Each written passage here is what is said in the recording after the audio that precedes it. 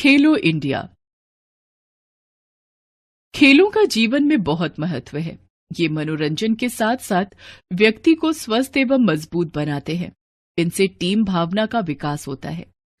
नेतृत्व कौशल, लक्ष्य निर्धारण और जोखिम लेने का आत्मविश्वास उत्पन्न होता है। अगले महीने विद्यालय में वार्षिक खेल उत्सव का आयोजन होना है। विद्यालय के सभी बच्चे अत्यंत उत्साहित हैं। सभी आपस में चर्चा कर रहे हैं। उत्सव की रूपरेखा तैयार करने के लिए विशेष कक्षा बुलाई गई है। बच्चे उत्साहित होकर प्रश्न पूछ रहे हैं और अध्यापक उनके प्रश्नों के उत्तर दे रहे हैं।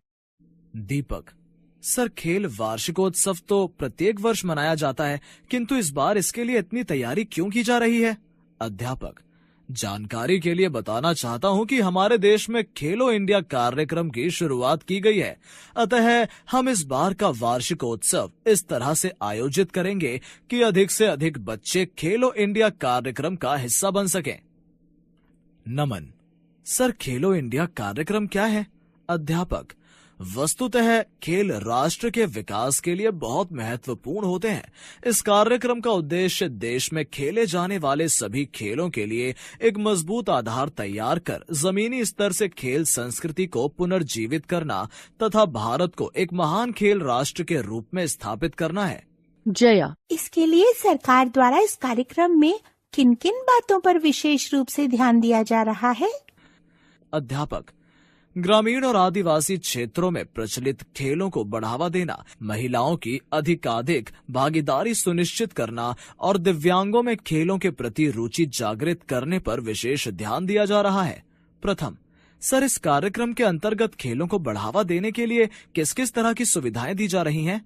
अध्यापक, इसके लिए एक अखिल भारतीय खेल छात्रवृत्ति योजना शुरू की गई है, जिसके लिए प्रतिवर्ष 1000 सबसे योग्य और प्रतिभाशाली एथलीटों का चयन किया जाएगा। चयनित एथलीट लगातार 8 वर्षों तक 5 लाख रुपए की छात्रवृत्ति राशि पाने के हकदार होंगे। खिलाड़ियों को खेल और पढ़ाई दोनों क्षेत्रों में आगे बढ़ाने का प्रयास किया जाएगा। इसके अतिरिक्त स्वस्थ एवं सक्रिय जीवन शैली को बढ़ावा देने के लिए एक राष्ट्रीय शारीरिक स्वास्थ्य अभियान चलाए जाने की योजना बनाई गई है, जिसमें 10 से 18 वर्ष की आयु के बच्चों को शारीरिक दक्षता की जांच की जाएगी। उन्हें विभिन्न प्रकार की गतिविधियों के द्वारा स्वास्थ्य के प्रति जागरूक बनाया जाएगा। प्रिया, सर, खेलो इंडिया कार्यक्रम में कौन कौन से खेल शामिल किए गए हैं?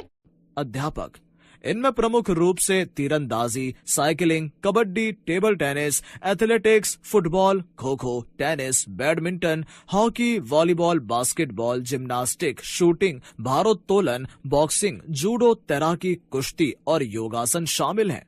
उदय सर, क्या इस कार्यक्रम में कोई भी भाग ले सकता है?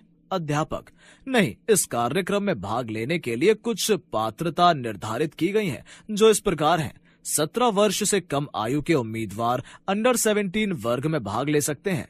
21 वर्ष से कम उम्र के उम्मीदवार अंडर 21 श्रेणी में भाग ले सकते हैं। इस कार्यक्रम में भाग लेने वाले को भारत का नागरिक होना अनिवार्य है। खेलों में प्रदर्शन के आधार पर खिलाड़ियों का चयन किया जाएगा।